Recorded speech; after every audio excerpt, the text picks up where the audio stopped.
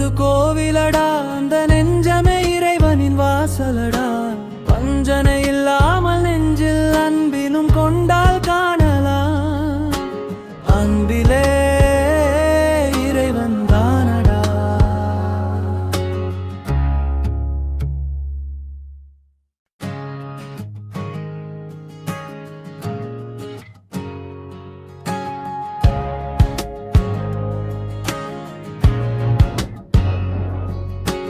பாசம் என்பது கோவிலடா, அந்த நெஞ்சமே இறைவனின் வாசலடா.